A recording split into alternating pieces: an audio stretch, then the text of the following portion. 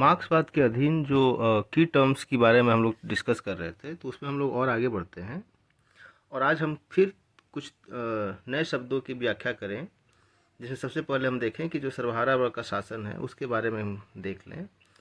तो सर्वहारा वर्ग की तानाशाही, इसको हम कैसे देखते हैं? तो बुर्जुआ राज श्रमिकों का प्रतिनिधित्व नहीं करता है, जिन्हें स्वयं शासन करने की आवश्यकता है।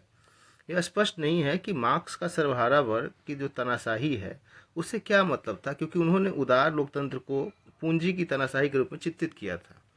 तो मार्क्स बहुत हद तक स्पष्ट नहीं थे कि जो डिक्टेटरशिप और प्रोलेटेरिएट है उसके ऊपर वो क्या कहना चाह रहे हैं।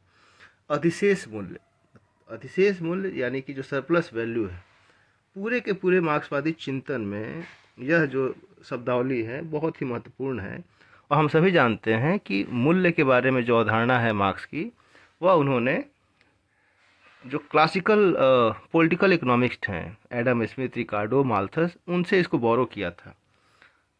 तो मार्क्स कहते हैं कि सर्वहारा वस्तुएं बनाता है जिन्हें कारखाने के मालिक द्वारा बाजार में बेचा जाता है। उत्पादक को बेची गई वस्तु का पूरा मूल्य नहीं मिलता है, बल्कि केवल उतना मिलता है जितना उन्हें खुद को पुनः उत्पन्न करने के लिए चाहिए। अधिशेष मूल्य जो है वह पूंजीवादी मुनाफे के आधार पर है। निगमों में सभी कर्मचारी अपने नियोक्ताओं के लिए अधिशेष मूल्य खो देते हैं, भले उनका वेतन कितना भी अधिक क्यों ना हो। तो अधिशेष मूल्य जो है कहीं ना कहीं एक तरीके से आप कह सकते हैं कि जो बेनिफिट है उसका जो मैक्सिमाइजेशन वो बुर्जुआजी के पास है, और उसका कोई भी हिस्सा जो है वह मजदूरों को नहीं मिलता है, उनको उतना ही मिलता है जो उनके सर्वाइवल के लिए आवश्यक है। अलगाव, एलिनिएशन।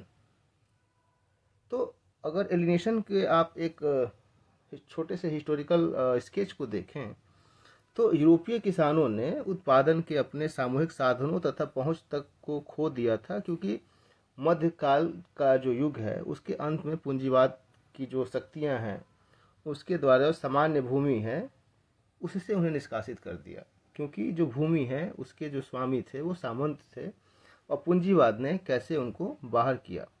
कारखानों में काम करने के लिए मजबूर होने के कारण उन्हें अपना श्रम बेचना पड़ा, क्योंकि वे अब अपना भरण पोषण नहीं कर सकते थे, क्योंकि मोड ऑफ प्रोडक्शन बदला और सामंतवाद से जब पूंजीवाद की तरफ शिफ्टिंग होती है तो कहीं ना कहीं सर्वाइवल के लिए किसानों को मजदूरी करनी पड़ती है, कारखानों में अपना श्रम बेचना पड़ता है। मार्क्स ने श्रम को हमारे जीवन की गतिविधि और हमारे मानवीय सार का हिस्सा माना है, और इस आधार पर वह निष्कर्ष निकालते हैं कि जब मनुष्य को अपने श्रम, अपनी जीवन गतिविधि पर अपना नियंत्रण बेचने के लिए मजबूर किया जाता है तो हम अपना सार खो देते हैं। सार का मतलब यहाँ पे है जो एसेंस। उनके विचार में यह पूंजीवादी समाजों के आधार पर आध्यात्मिक विकृतियों की व्याख्या करता है।